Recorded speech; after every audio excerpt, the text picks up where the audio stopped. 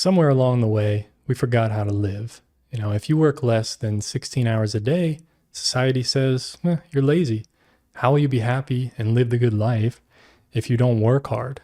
This type of thinking is outdated and unhelpful, if not harmful.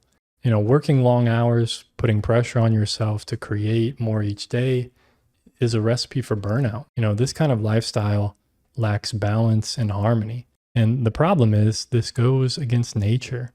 Nature is patient and takes her time. Instant gratification and nature just don't mix. The time frames and the pressure you put on yourself to achieve a goal are just arbitrary. Now, I'm not saying to never have a deadline or never work hard. Deadlines and hard work are necessary, but so is having balance. The more you burn out, the more you feed negative energy, thoughts, and feelings. Any mistakes or perceived failures you make lowers your self-worth rather than providing you feedback for a better way to move forward. I feel like we've really lost touch with what matters. And the solution is to look to nature for the answer to this modern problem. The cycles of nature. Nature is like the mechanism in an enormous clock. Everything is neatly arranged and interconnected. Every entity has its place and its function, the secret wisdom of nature. Now, everything on Earth follows a cycle, from seeds to trees to entire forests, the way food is grown and harvested, how clouds bring rain to rivers and water flows back to the ocean, yearly animal migrations from the north to the south and back again, the 4 seasons which create the major weather patterns. I could go on forever, but I think you guys get the point I'm trying to make here. It's that these cycles are delicately interconnected in ways we still haven't figured out. Some cycles are short, like the oxygen cycle, which happens every day, while other cycles are incredibly long, like ice ages, which last for thousands and thousands of years. And as humans, we like to think that we're separate from nature and from nature's cycles. We've been able to modify our environments to be more comfortable and safer, but this only creates the illusion of disconnection. The reality is that we're still a part of nature, and our entire lives depend on these patterns and the delicate balance of nature. Nature, or the lack of it, still affects us every day. Japan realized this back in the early 80s when they began to study the effects nature has on humans. This led them to the concept known as forest bathing. And they found that being in a forest and fully immersing yourself in the experience, using all 5 of your senses, that it boosts your immune system, reduces stress, reduces heart rate, lowers your blood pressure, reduces sympathetic nervous activity, it improves your mood, and also improves cognitive function and creativity. This simple fact shows us that our bodies still consider nature as home, even if we choose to spend all of our time indoors. We've made our environment safer, but in doing so, we've lost touch with nature's cycles. We can look at the daily cycle of night and day, or we can look at the yearly cycle of summer and winter. And winter is a perfect example to show how important rest is to life and survival. Most mammals, birds, and insects hibernate in the sense that they use an adaptive function to lower their body temperature, among a bunch of other things, to survive harsh winter conditions.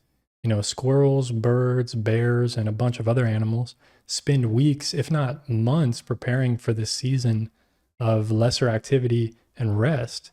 And really the point of all this is that you are a part of nature. You function better mentally, physically, when regularly exposed to nature.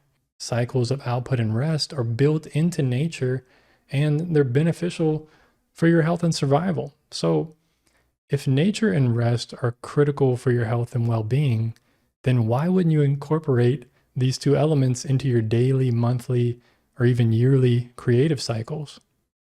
Finding your creative rhythm. Life has different seasons, each with its own set of challenges and blessings. The 12-week year. So just like the natural world thrives on cycles of growth and rest, your creativity flourishes when you find your own rhythm. But most people don't stop to observe these natural patterns in themselves. The issue is really that we try to force creativity into these rigid schedules. We're expected to be productive every day, regardless of our energy or inspiration levels. But what if instead of ignoring these rhythms, you started paying attention to them? What if you accepted that creativity just ebbs and flows, just like the seasons, like the cycles of nature? Some days are for generating ideas, some are for refining, and some are for resting. I think learning to work with your natural rhythm rather than against it is the key to sustainable creativity. The best artists, musicians, and writers have an intuitive understanding of when to push forward and when to pull back. If you've ever felt drained or uninspired or stuck, like most artists, it might not be a lack of discipline or motivation. It could just be that you're working out of sync with your own creative cycle. The real challenge here isn't about forcing yourself to be creative. It's about finding the rhythm that works best for you. Grow into your own. No two artists are alike. The things you do and the way you do them are different from how I do them. What works for me might not work for you, and vice versa.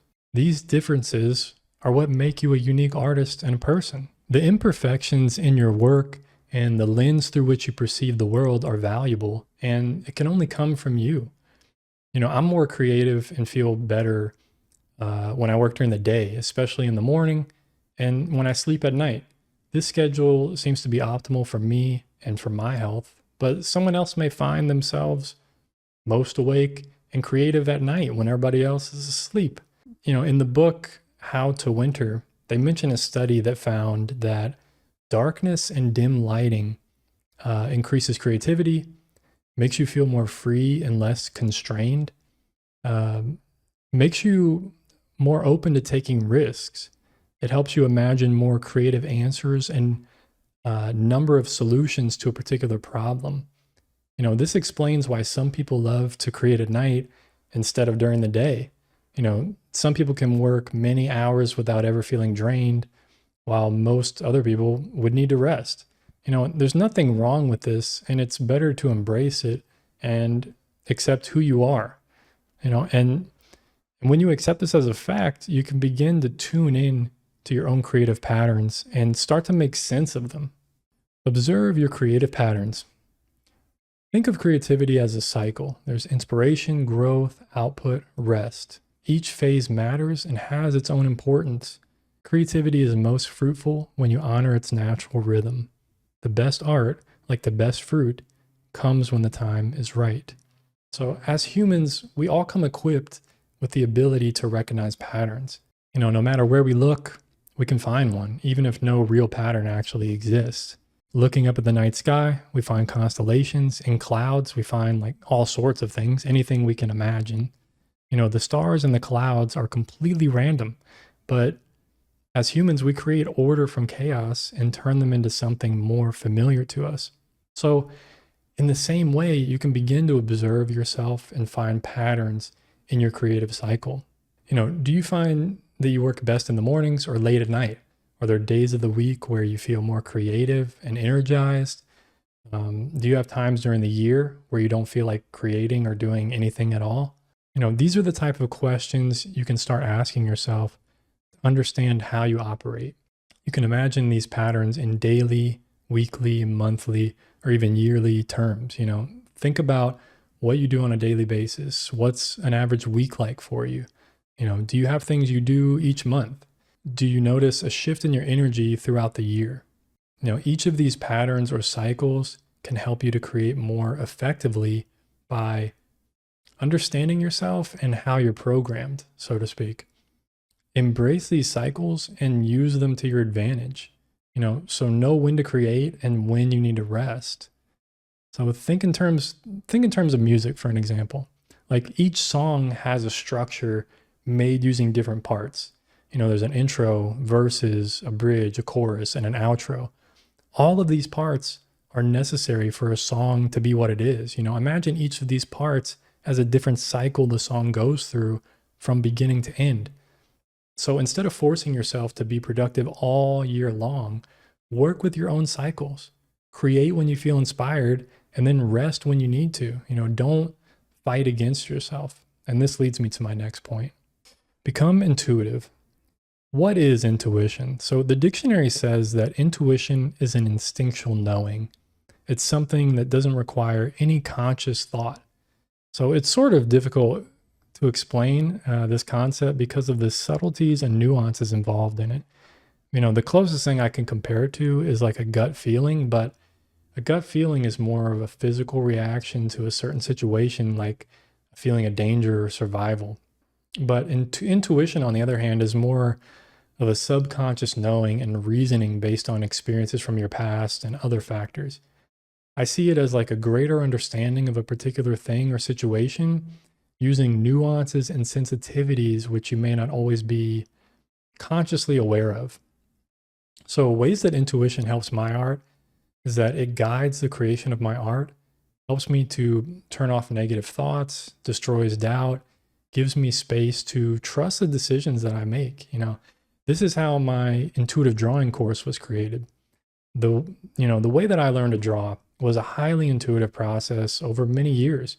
And that's why I decided to start the intuitive art school. I wanted the idea of using your intuition as a means to create art to become more known, because everyone has a different perspective, especially in the art world. So in the future, I plan to create and host more courses in the intuitive art school regarding painting, travel sketching, and also creative thinking. So tune into yourself and let your intuition guide you. Create in bursts. I've noticed in myself that I tend to do best when creating in bursts. So this means that I can output consistently for a few months, but after that, I kind of need to recharge or shift my focus to something else. So last July, I started painting outdoors at a nearby lake. I had a ton of inspiration and creative energy built up, and I just needed to let it out. So whenever I was free, I would drive to this lake about 10 minutes from where I live, and I would just paint as much as I could. Most days I was doing 2 paintings, but on rare occasions, I pushed it to 3 or 4. So the more I went out to paint, the more energized I felt. I never felt tired of doing it, which is kind of crazy. There was always something new to paint or a new area to explore. Every day was completely different. I painted for 4 to 5 days a week and about 4 to 5 hours a day. In the end, I made around 300 paintings in 4 months. All these were painted outdoor and on location. And the only reason I stopped was mostly due to my day job hours ramping up and the weather becoming too cold and windy for painting watercolor, unfortunately. So I was able to manage doing this much output without burning out. And an important point I want to mention is to create responsibly. Do your best to avoid burnout. Do only what you feel you can manage during this intense time of passionate output. It's too easy to burn out quickly and just waste all your creative energy, So to avoid burnout, we can look to the honeybees for the answer. So whenever bees find a significant source of nectar, they actually don't send the entire colony to drain it as quickly as possible. They're actually much smarter than that. So they know that once that source of nectar runs out, they'll need other sources to survive. So if they were to rob all the nectar for short-term gains, they could easily die. So in the same sense, we want to avoid using all our creative passion too much at once and burn out. Nature provides us with the wisdom that we can use to our advantage when we need it. So understanding nature's rhythms can help you unlock a more creative and a more fulfilling creative flow. Sync with Mother Nature. Creativity is cyclical. Seasons of intense, inspired output followed by seasons of rest and reflection. Each season is a necessary step in the process, just as summer and winter are needed for crop growth. Nature doesn't rush. Trust the process. So over the years, I've noticed that the seasons and the weather affect my mood and the way that I create art. Summer and fall are my favorite seasons to heavily create new paintings and creative work. Winter and cold, gloomy weather really causes me to feel down from time to time, and it just keeps me indoors a lot. And I don't feel as creative during the winter season. But I do have moments of creative output in the studio though. So spring is sort of a transitional period, which allows me to prepare for the summer creative output. But this is all very general though. Like it's only one cycle of my creative work and output. There's many other factors involved in how I do what I do on a daily and weekly basis. But being able to know myself and understand that I can't go out and paint in the winter, it's helpful to know. I can plan accordingly to do studio work or some other kind of business work during winter to balance out the creative output in the summer. Seeing the changes in nature throughout the course of the year, it helps me to remember my own seasons of creativity. Plant, grow, harvest, and regenerate. Now, even though no two artists are alike, I think something we can all agree on is a love for food. But I want you to imagine how food is grown and what happens before it reaches your plate. Farming relies on the cycles of nature to grow food. So if you go against these natural cycles, then you won't reap the benefits of what you sowed, literally. Food goes through a number of phases before it can be processed or eaten. It all starts with the sowing phase. This is the phase when the seeds are planted. So if you want to grow crops, obviously you start by planting seeds. You can also view this in terms of creativity and the creative process. This would be the inspiration phase. You can brainstorm, analyze other art, learn useful methods and techniques, and begin to feel inspired to create something yourself. This is where you're like a sponge soaking up everything around you so that when the time comes, your ideas will begin to sprout and to grow into something more than just an idea. Next is the growth phase. The seeds have sprouted and have begun to grow into plants. So all the energy is put into this phase to create the best fruit, vegetable, or flower the plant can possibly produce. Light fuels this plant growth, just as curiosity and new ideas fuel your creative energy.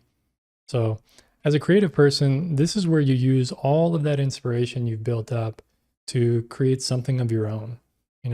I think you'll enjoy this phase the most because you'll constantly be entering a flow state each time you're working on a new creation.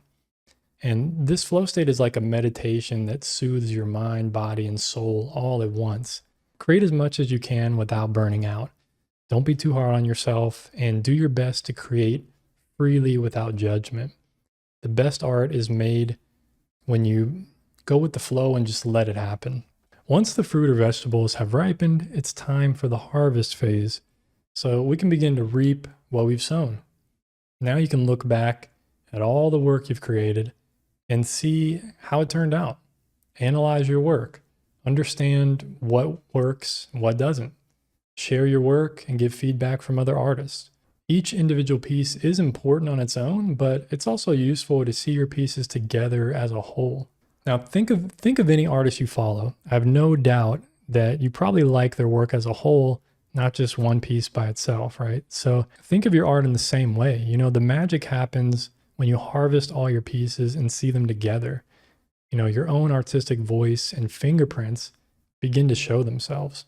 The last phase, and in my opinion, the most overlooked phase, is the fallow phase.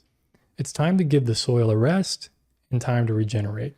You can feel proud of all you've created and finally rest. And in today's society, we aren't encouraged to rest as much as we should. I do feel a small bit of hope though, because I can see the idea of rest becoming more popular in small circles here and there. This phase of the creative process is just as necessary as all the other phases. It gives your mind a chance to take a break, process everything you've done.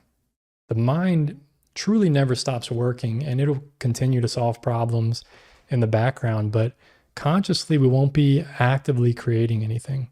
So once you take your time to rest and recharge, you'll feel full of energy again to slowly move towards the inspiration phase and start the whole process over. Which phase are you in?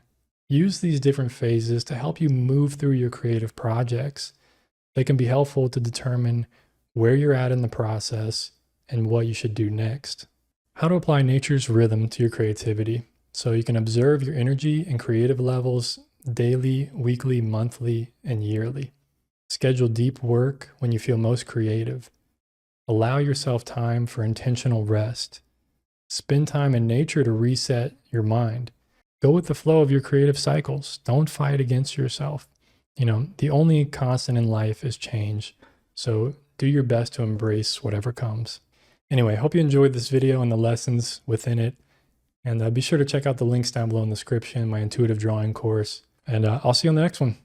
Take care of yourself. Peace.